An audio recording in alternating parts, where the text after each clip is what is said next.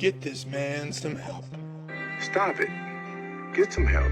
This is the Trump dance. It could happen today. You never know.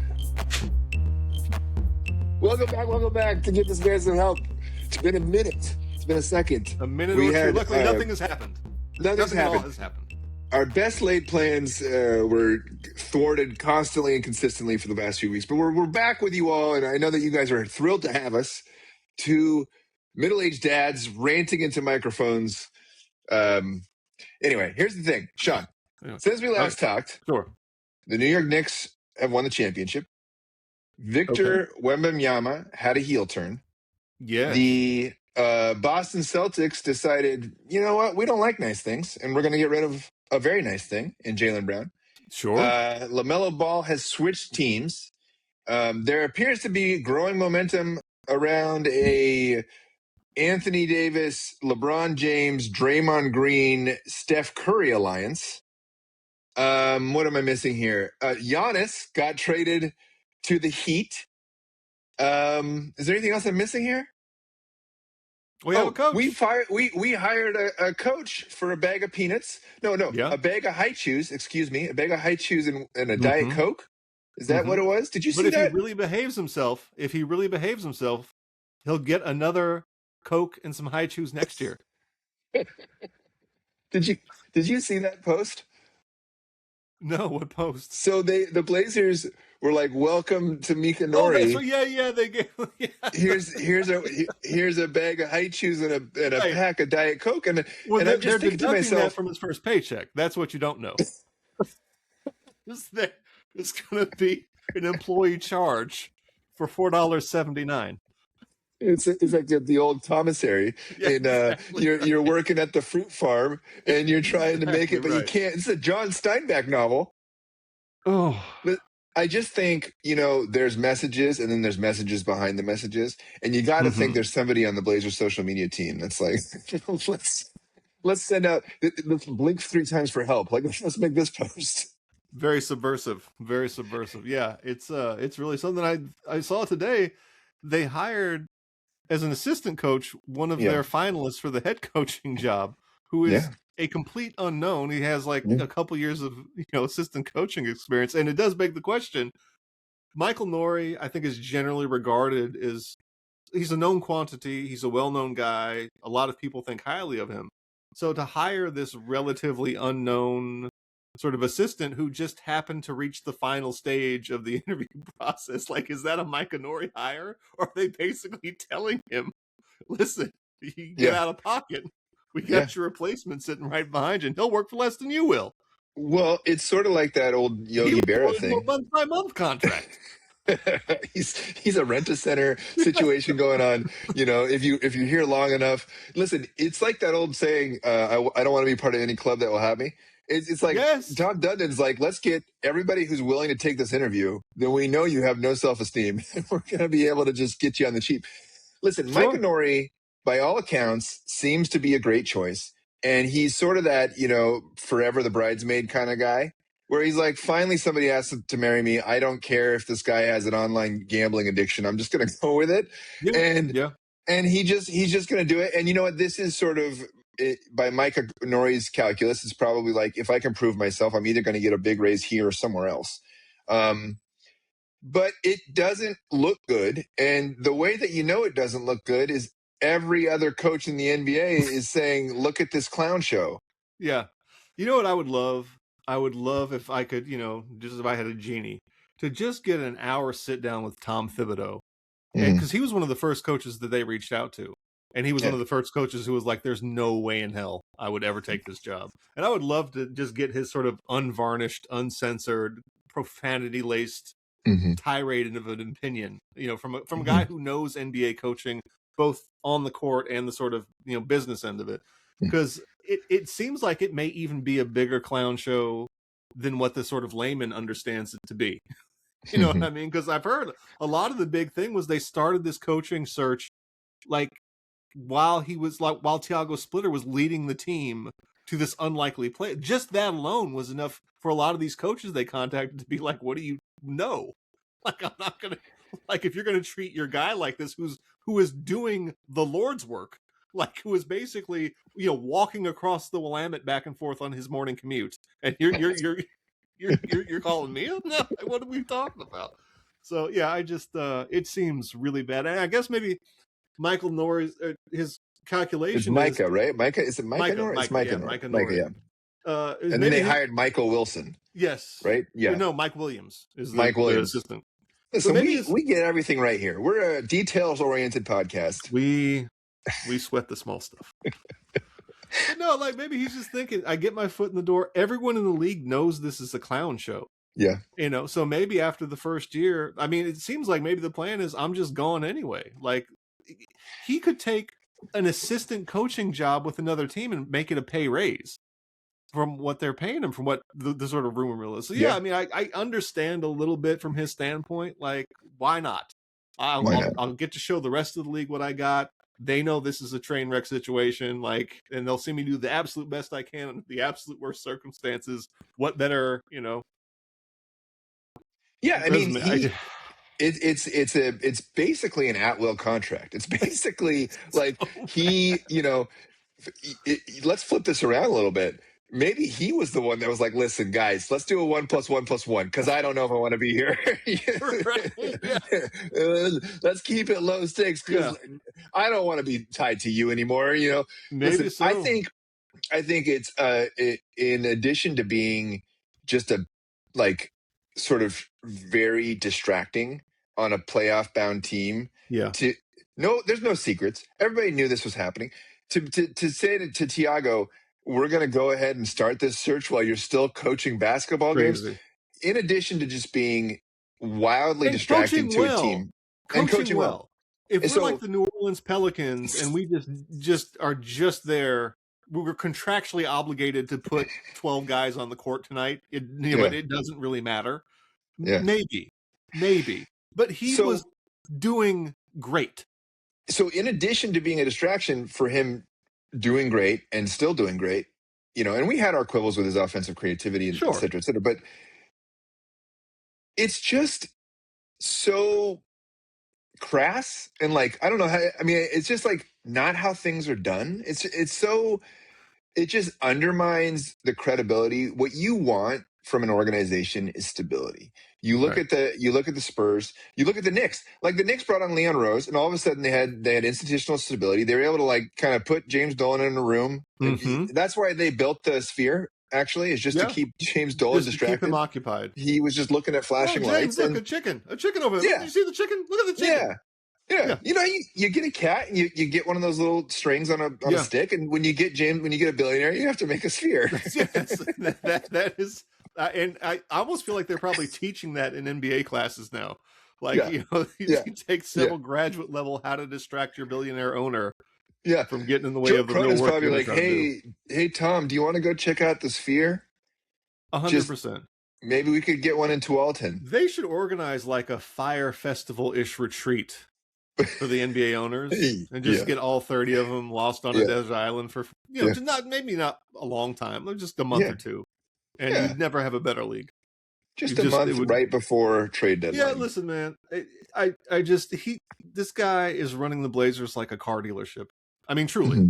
And the thing about it, and you hear this at almost every level of professional sports, and it really doesn't matter the professional sport, but it seems to be a little more important in the NBA than some other places, is you have to have buy-in, right? These head coaches work crazy amounts. I mean, it's well beyond they're scouting, they're training. I mean, I'm not saying they're curing cancer. It's not the most important job in the world. I'm not saying that. But I'm saying that a good head coach is working 18, 20-hour days during the season. And you got to really believe that you're there for something. You know what I mean? Yeah. Because you have to, your whole coaching, so you got to get your whole coaching staff. You have to get the players. You have to get the trade. You have to get everybody in the building on board. And that is largely the head coach's responsibility to get everyone on board. We're doing this. And it's hard to convince someone to put in that kind of effort if you're basically telling them, we're going to underpay you for a year. And if we think you're successful, we'll underpay you for another year. And then you can prove that you know what I mean? Like that's just crazy. It's Yeah, crazy. I mean, I think you said a couple podcasts back, like he's the kind of guy. What did you say? He bought the Porsche, but then he's like, yeah, he buys got the bad Lamborghini, but he interior doesn't or want to whatever. spring for the leather seats. Yeah, Right. yeah. And I like, got the car. I this just is, don't want to pay the extra $6,000. and he did the Rich Paul podcast and said, "Oh no, I want to spend on winning." It seems to me it would behoove an organization to spend on coaching. If you know what, it's like you can keep saying what you want, but you're telling me what you think by what you do.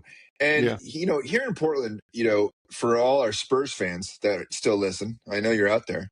I know you love us. He held an event, a town hall sort of event, where every ticket to attend was $350, and he said, hey, I don't need to justify getting $650 million of public money because I'm bringing investment to the area. Tell me, Tom, everybody coming to spend $350 to hear you say that, like you're just hoovering up any free cash you can. Like I haven't spent $350 on a single transaction outside of a plane ticket, and I don't know how long. Like, what are you talking about? This doesn't make any sense. And he continues to prove it with his mouth. I mean, with his actions. His mouth says one thing, and then he says, Nori, I will literally give you an unprecedented contract. This has never happened. We're going to give you a 1 + 1 + 1. It sounds like somebody made the key stuck on the keyboard when they were typing it out. And then they thought, well, actually, that's kind of a good idea. Yeah, can we do that? Let's do that. Let's do that. They're all replaceable. Again, this owner, Tom Dundon, clearly thinks he's the smartest guy in the room, and everyone else is just a sort of interchangeable piece. It would not surprise me if you legitimately, can we replace the entire coaching staff with AI? You know what I mean? It would absolutely not surprise me if that report came out. So, and you and I texted about this. I am very happy for Carolina Hurricanes fans. Hey, you got a championship. This is a wonderful thing for the city, and it's done with a beloved coach who was a former player. This is all. The storylines abound. This is great.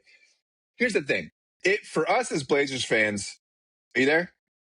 For us as Blazers fans, it was the worst thing that could happen because it proved to Tom that he is the genius he thought he was. His system works. And I'll take it a step further.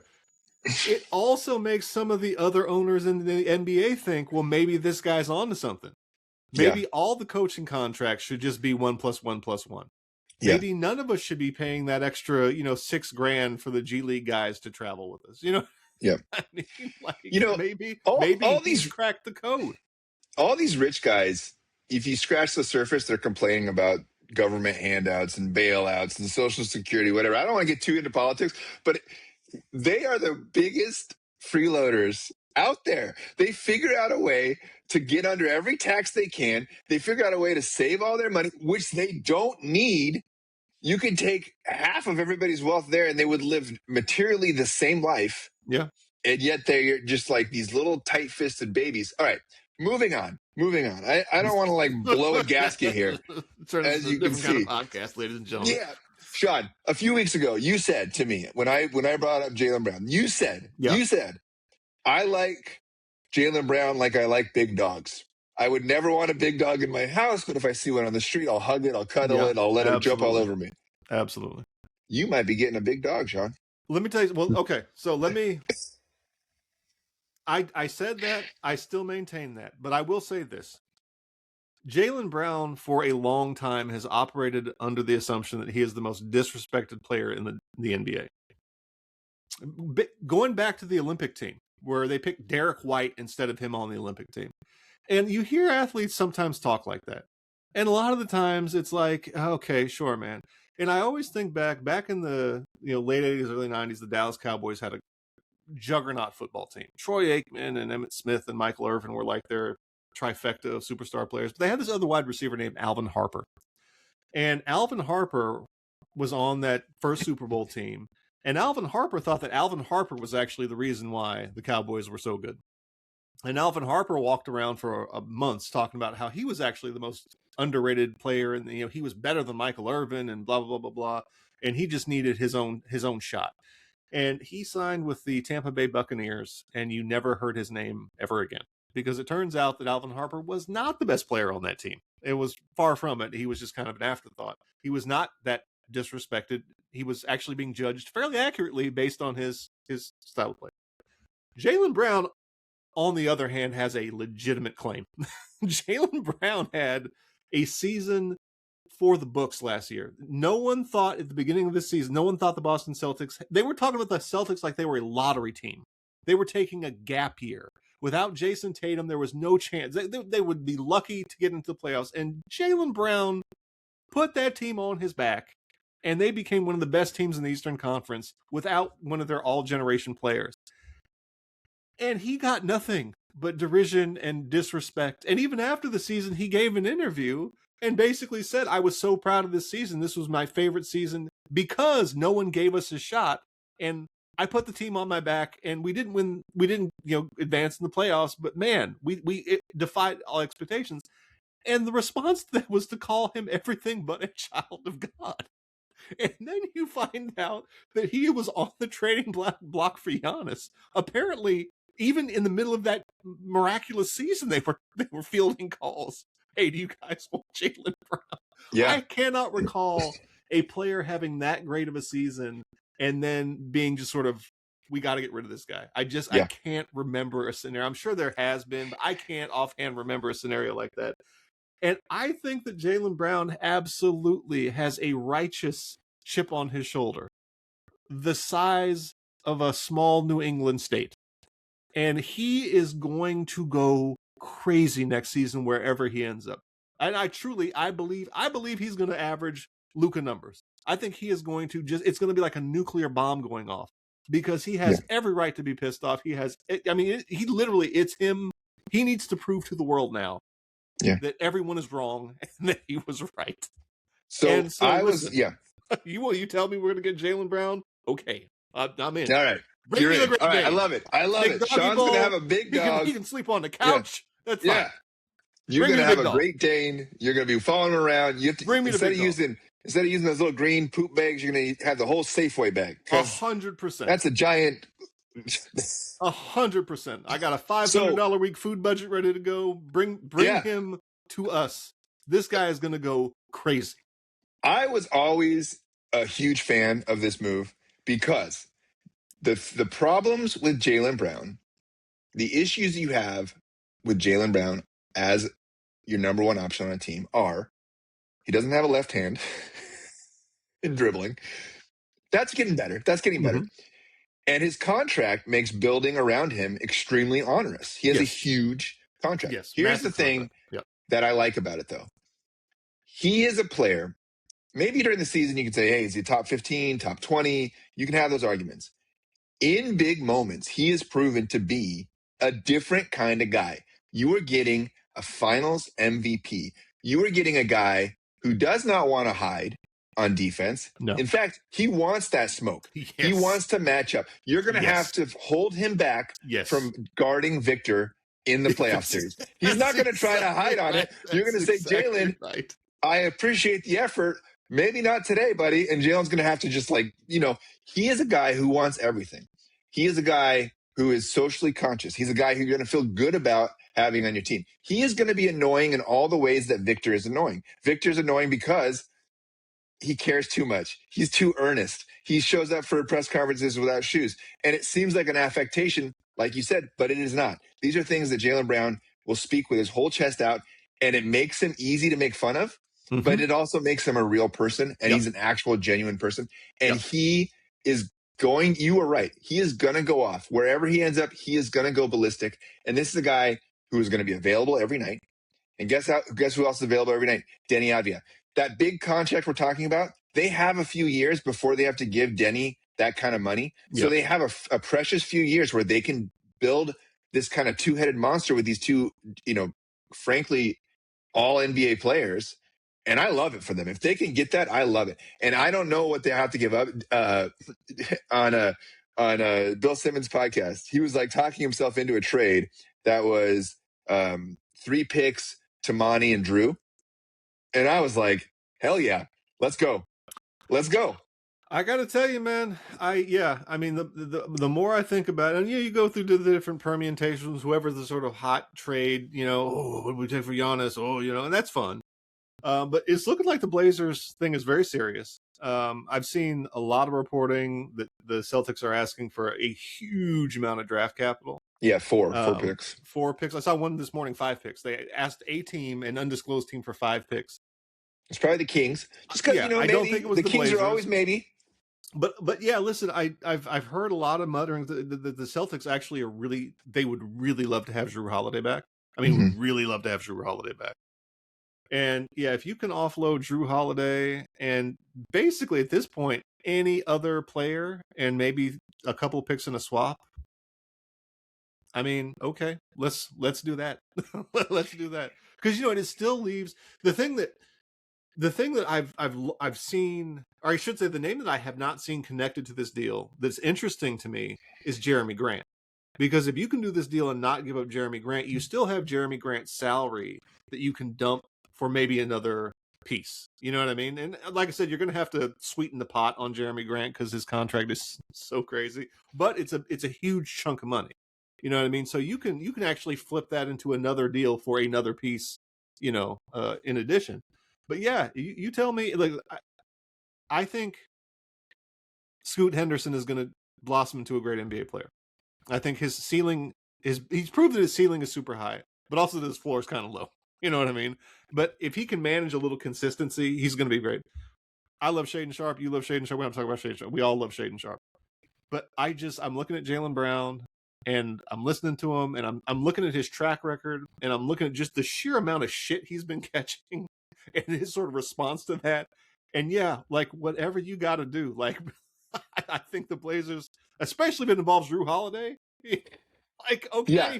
Great. Yeah, and okay. I think to me, like the Tumani, losing Tumani is a legitimate blow, and he's a fan favorite, et cetera, et cetera. But here's the thing: here's like the brutal reality of the NBA. And my son and I actually worked this out mathematically over the last 20 drafts. We did this whole exercise where we rated players based on their and if you whatever. It is, around 5% chance that you're going to pick a franchise altering player in a lottery pick. Yes. And from there it goes down, right? So, but that small percentage that you're going to pick that kind of player is way easier in a lottery than in the second round. Yes. 100%. It's really hard to find and evaluate talent in the second round.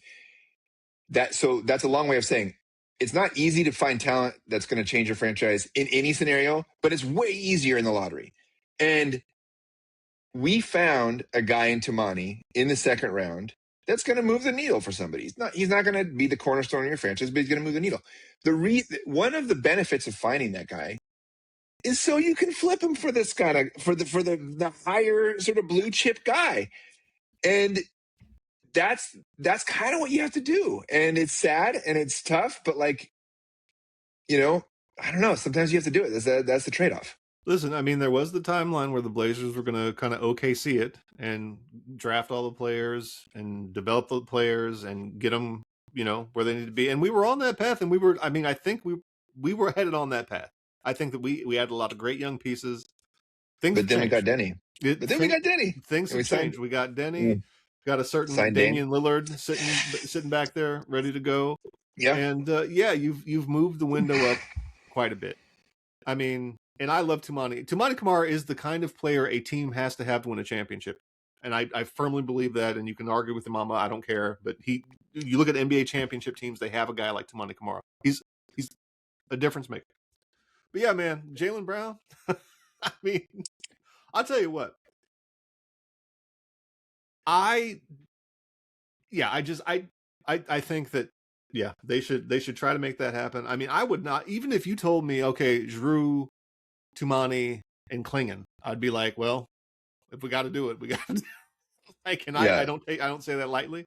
But all right, Young, you're gonna have to play some more center. Yeah, well, that's the thing. Yeah, you're gonna need some help. But they would have. I mean, that's a bet on Robert Williams, and that's a bet on Young making him step and. And the also thing is, turning Jeremy Grant into another big man down, which again they can do. They would have pieces. they can still have assets to make a trade. But yeah, I just and talk about chips. Jaylen Brown will have a chip. Mm-hmm. Guess who else is gonna have a chip? Damian Lillard's gonna have some chips. We're gonna have a whole bag of Lay's. Just There's gonna be a so lot many of guys. chips. Denny is going to be. I think Denny is entering into that. It's a tough position as a player like Denny, because here's where he's at. He's in the sort of middle of this contract where he's being underpaid, right? Yeah. So he actually has to keep his production up till the end of his contract to justify that max deal that he probably will earn. But he's still got to work for it. You know what I mean? So, and you're right. You do have this small window where you have Dame on the super cheap, you have Denny on the super cheap. That allows you to be able to carry the JB contract and still, add some pieces. So you're in this like 2 to 3 year window now where everyone is going to be, despite all of the weird ownership stuff, everyone has got a little something to prove. Everyone's got a contract that needs to be, re-upped, an extension that, so yeah, I mean, they are going to, I think adding Jaylen Brown into this mix, I mean, it could explode colossally. Like there could be like literal fistfights in the locker room. Yeah. I mean, with all those kind of personalities. But yeah, I just might watching the sort of things that happen. And also I think it is realistic to say the Celtics have put themselves in a position where they have to get rid of him. Like they can't keep him. We love to see it. We love to see it. Just after everything that's going on, there's no way you're bringing him back. We love to see it. So, all right. So there's all those other storylines going on. Tons of stuff happening in the NBA. But I want to get to the important stuff here. Okay. Which is Shaden Sharp cut his hair. He is wearing a grown man's haircut. Yeah. He has aged about 15 years. Yes. I didn't recognize him. I was like, what? Yeah. Am I like, there's not like another guy who looks like Shaden Sharp, right? Like, I kind of thought like did he get his, he like, and then meanwhile, Scoot Henderson. Yeah, Scoot Henderson is having all these crazy workout videos. And I know the off-season workout thing's a whole genre. Yeah. But you got to think maybe there's a step there for him. The upside could be crazy. And then you start to talk to yourself, okay, we got JB, we got Denny, we got Klingon making a leap, we got Dame coming back. Scoot showed some stuff in the playoffs. The Klingon thing, I couldn't find that other video. The one I sent you was like 6 seconds long. But Dame and Klingon have been training together and working on turning, Klingon into a bona fide pick and roll player. If they can figure out a pick and roll situation with Klingon and Damian Lillard, who is arguably maybe the best pick and roll player of his generation, or guard, on the guard end. Mm-hmm. Like, are you kidding me? Yeah. Like if I were the Blazers, I would have a live feed. Like they have the live feed for like the baby owls. Yeah. I would just have a live, Dame and Klingon. No, Tom turns off the wireless. Well, that's how he saves money. 5:30. So during the day, there's sorry. Great idea though. Keep coming with those ideas. Send them over on double-sided paper, and we'll think about it. Okay. Actually, you know what? Here's some napkins I got in my glove box. Can you just write them on this? Yeah. They gave them to me for free at this restaurant. I don't know. Did some of his best work. I found a glitch. It's that Arby's gives out extra napkins. Do you think, is there another basketball team you'll want to watch more? Okay, you got Giannis on the Heat. Uh-huh. You got LaMelo and Ant just throwing up crazy shit in Minnesota. But let's just pretend that the Anthony Davis, LeBron James, Steph Curry, Draymond Green thing happens. Okay, you got that. Okay. You got Victor on the revenge stuff. Yeah. You got the Knicks just going nuts. They're just nicking out. They're just being the Knicks, having the best time of their life. Jalen Brunson, I think I might become a Knicks fan strictly because of Jalen Brunson. I mean, I just couldn't find a more compelling basketball player. My wife is now a Knicks fan. She brought her friends over to watch the Knicks game because they are all so enthralled with the Knicks as just a vibe. It's amazing. When he wore that shirt to the trophy, I was like, I guess I have to buy that shirt. Yeah. It's hard, and I hate it. I hate the fact that anyone is getting me to root for any New York sports team. I genuinely am so disappointed in myself. Yeah. But how can you not? I mean, those videos of people singing New York State of Mind in the streets and stuff. Come on. All right. Yeah. So you have all those things. And then you know, obviously there's the dark horse of your own beloved Blazers, assuming that Dundon will still pay for cameras. I don't know. Hard to say. Which thing are you tuning in for? Which are you most excited to watch? Oh, well, first of all, I think that Miami is going to be just a tire fire. Because what's going to happen is they're not very good, and they're not going to be very good, and then the knives are going to start coming out. And I think that if I were the kind of guy that watched like whatever the Housewives of New York City or whatever, that would be Miami for me. But I'm not, so I'm not. So I feel like the Knicks is going to be a little sad because they're not going to be able to keep everyone, and so the vibes are going to change a little bit. Like Mitchell Robinson and Landry Shaman are probably going to go, and so it's going to be like, the Knicks are going to be like Mitchell Robinson, come on over. Well, we'd love to have him, sure, but the Knicks are going to be like that show that's on for a year and was absolutely great, but they should have just ended it. But they bring it back for the second season, and a third of the cast is left, and some of the writers have changed, and they've kind of had to go like the soft reboot. So the Spurs are going to be compelling because I just think they are very much into their villain phase.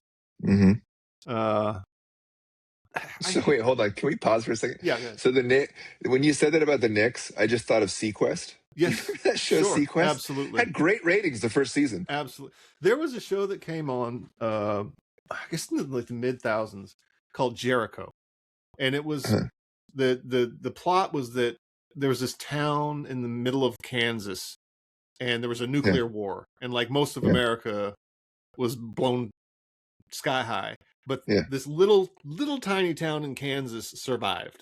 And so the people woke up one day and they were in the middle of like this nuclear holocaust sort of situation, and it just magically turned out that several of the people living in the town may have had something to do with the nuclear war. It was a fantastic show for one season. And then they canceled it, and everybody was like, no, you got to bring it back. We got to see how the story unfolds. And they brought it back, and it was just it was the dog's breakfast after he ate it. And you just think, man, I would have enjoyed the I remembered the show so much more fondly if they'd have just stopped at the one, you know? Yeah. And that's the Knicks. And they had a great run, an amazing run, you know, and that's fine. But I will probably pay a lot of it. If the Golden State Warriors can get LeBron James, and it's LeBron and Steph, how can you not pay attention to that? Yeah. How can you not? I mean, Anthony Davis, okay. Like I said, you're going to get 20 games out of him when we're... I'm not, you know... Yes, LeBron and Steph farewell tour. Oh, man. God damn it. Yeah. That's you gonna watch it? Are you gonna watch the kids up north at all? No. I you know what I'm paying some attention to, honestly? The Utah Jazz. Yeah. Because they have a compelling team now. Yeah. Yeah. And again, a lot of drama, a lot of underpinning drama. You know? So So when I first heard about the LaMelo trade, I was kind of like, this is a disaster. This is a terrible, terrible choice. But I kind of talked myself into it because Anthony Edwards is that kind of guy who I think might be able to hang with LaMelo. And this could be bad or good, right? But like LaMelo's that kind of kid who's like has too much energy, and you know, and it's like he kind of wears through friends or whatever is my impression. But maybe Anthony Edwards can like keep up with him. You know, they're going to be at the bouncy house at 3 a.m. drinking Slurpees. It could turn out really great. Ego with them, right? Because Anthony Edwards is a deeply unserious person, but I think he's a very serious basketball player. Sure. Like I think, you know, and I don't necessarily know if that translates into winning habits, but he definitely takes playing basketball seriously in a very personal way. Like, I want to beat you. Period. I want to embarrass you. I want to get on the court and embarrass you. But LaMelo Ball is a deeply unserious person in every aspect of his life. Even his jump shot is unserious. It's a 1-foot fling. Like, this is horse at the rec center stuff. He's very good. I'm not saying he's not good, but he might be the most deeply unserious player in the NBA. It is amazing. He just does. He clearly does not take any of it seriously at all. Like, Like he gets wrapped up in the moment. You know what I mean? But, Yeah. and so yeah, I don't know if this is a situation where like Anthony But Edwards maybe, can you kind know, of help harness all that yeah. LaMelo energy, or LaMelo just they get pulled over at 3:30 in the morning. No one's wearing any clothes, and their Lamborghini's flipped over 3 times, and they're slamming down juice boxes. I don't know. I don't know how that works out, but it's got some dude where's my car vibes. Dude, where's my NBA team? We should send Chris Finch like a subscription to Headspace. Just like take a meditation timeout and I mean, I center honestly, yourself. Chris Finch strikes me as kind of an asshole, but man, he is going to be. You think Micah left because he heard LaMelo's gonna come? Just Micah just couldn't take it anymore. He's like, I'm already totally gray. Like, what do you want me to lose it too? Come on. Well, Micah, Chris Finch is like, all right, we got rid of Cat. Rudy's kind of calmed down a little bit. Yeah. Maybe this is then knock, knock, knock. Oh my god. Oh my god. Because, I mean, that was Chris Finch's whole thing for, like, the last half of the season. These guys got to start taking it more serious. They're not taking it serious enough. Yeah. Great news. Great news. Oh, my gosh. All right. That'll be it. But we'll be back at some point, I think, depending on summer camps. And Summer League. Summer League's going to be great. We have nobody. This is going to be... We didn't draft a single person. It's going to be Hansen, and... I don't know. It's just him. You know what I would love? I would love if Damon's like, you know what? I've done the dunk contest. I've done all these things. I'm going to come back just for summer camp. Hey, and be the first. Guys, like, are there any rules saying I can't play in summer? Yeah. Like, no, actually, there's not. Go ahead. I would love that. Let me ask you this before we go. What do you have to see out of our good buddy Hansen Yang to believe that he's ready? I don't think he's ready. I don't think there's a world where he's ready. No. I when I look at Hansen, I'm thinking like 3 to 5 years. Yeah. And I think that's okay. I honestly I think for me, I would love it if he wasn't playing on the G League next year. I think that's the step I need to take for him. Yeah. I want him to be a hell of a lot more mobile. I hope all he's doing is those tire drills where he's going through the tires and working. And we saw it, talking to my friend Brian, he was like, this guy is a stiff. He can't move. But I'm like, listen, like you saw what Klingon was like. Like, you saw what Zach Edey was like. Like you saw these players be able to add agility over the course of a year. I just want to see him. I am not concerned about his game intelligence or his feel for the game or his passing. The things that concern me is he going to be mobile enough to stay on the floor defensively? Yeah. The offensive side, I think, is fine. So I don't think I'm thinking about it in terms of, is he ready this year or next year? I'm thinking, can he show us enough,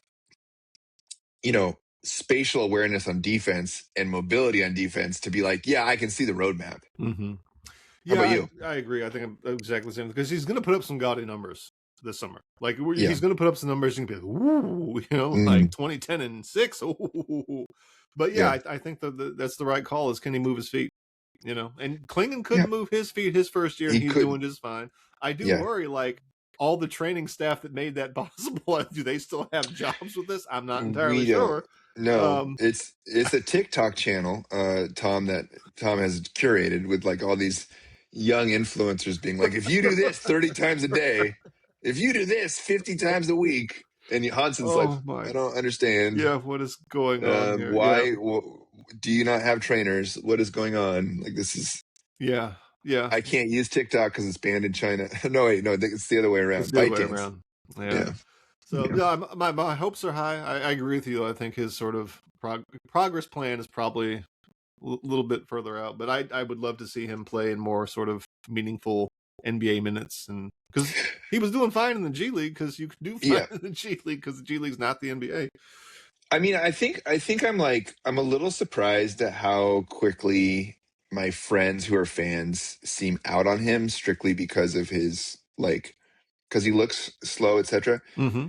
Because I think, like, the players that you see time and time again having success on the biggest stage are the ones that have a feel for the game, that have intelligence, that have, you know, the wherewithal to have a counterpunch. Like Jalen Brunson, by any metric, was not an elite athlete or had elite size or any of those things.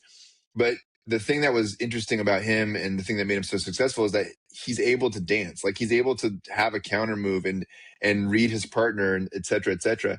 And I think Young has that processing speed and power. I'm not saying that obviously there is a base level of athleticism you need to have in the NBA, but I think he has that other stuff. And the thing I really liked about him was a lot of times you see with bigs, they'll do plays that should be easy for a big player to do, and they'll fumble it at the rim, or they'll get dunked on, or they won't be able to convert a dunk themselves, or they'll whatever. And a lot of times they shrink and they try to be small. You can almost physically see them get small. Yeah.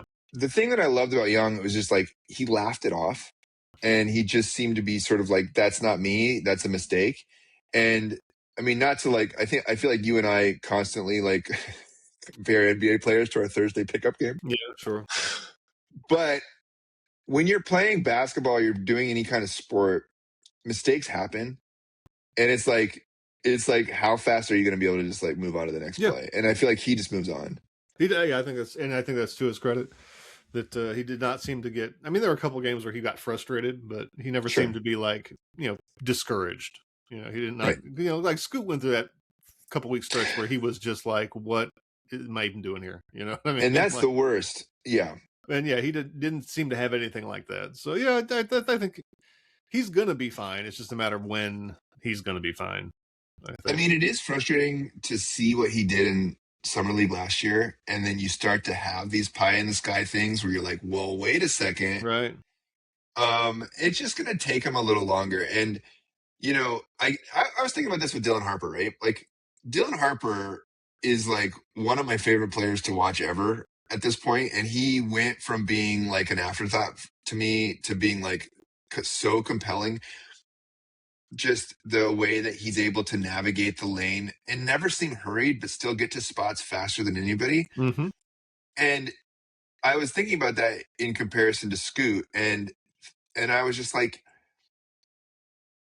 Dylan's the exception. Like, Scoot's the rule. Like, it takes time to get there, and Young's just going to need some time. Well, a lot of that, again, is just sort of confidence. I mean, Dylan Harper is the son of Ron Harper. Dylan Harper has been around basketball all his life. There was never a question with Dylan Harper of whether he was going to be in the NBA. It was rather how good he's going to be in the NBA. You know what I mean? Right.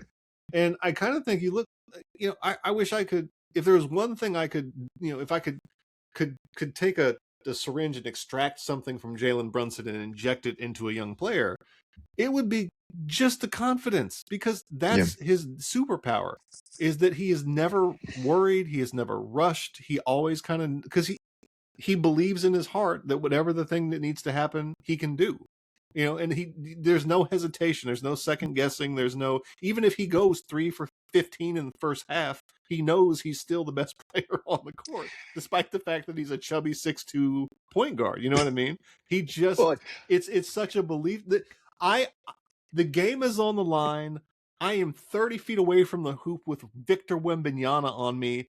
How can I solve this puzzle? Oh, let me do this.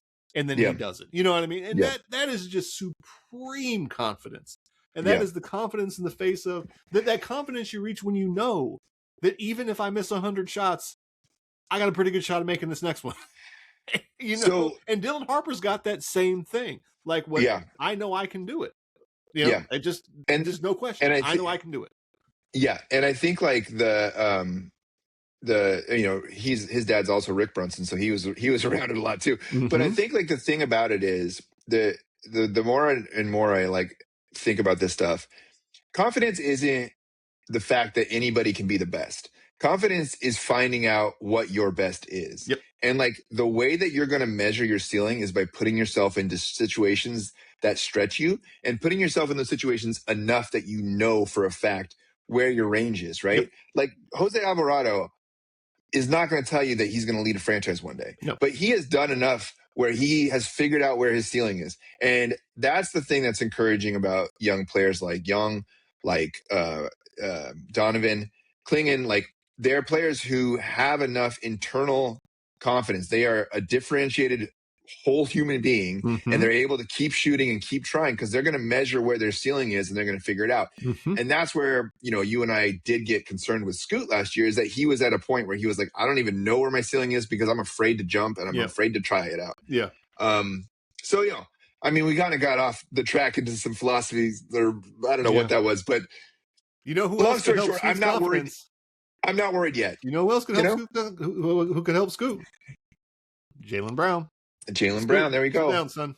Listen, you see everything else that's not you in this basketball? Yeah. All right. Jaylen Brown would be like, I'm going to take you on like a field trip to the Holocaust Museum, and then afterwards we're going to go eat lunch at this Black-owned restaurant, and you're just going to happen to meet the owner, who's going to tell you about their story when the land was taken away, and he's going to come away with it. He's not even going to know what happened, but he's going to be like, wait a second. Yeah, I'm telling you. Jaylen Brown is he's an interesting guy. I'm so excited for this. It's all pie in the sky, and we've had this conversation about probably 12 other superstar players. But yeah, brother, to circle back, bring us Jaylen Brown. So the only problem in this, Sean, is Jaylen Brown has his own shoe company, and you will be obligated to buy the ugliest shoes you have ever seen in your life. I'm at the point now where just bring them on. I almost bought the Scoot Cheeto shoes, so I mean, whatever. So you're all in. Yeah, why not? Why not? All right. Thanks as always to Puma Distortion. We will check in at some point during the summer. I'm sure something will happen that we'll need to jump on. Otherwise, until next time. Get this man some help. Stop it. Get some help. A Blazers podcast. Today might be the day. Oh.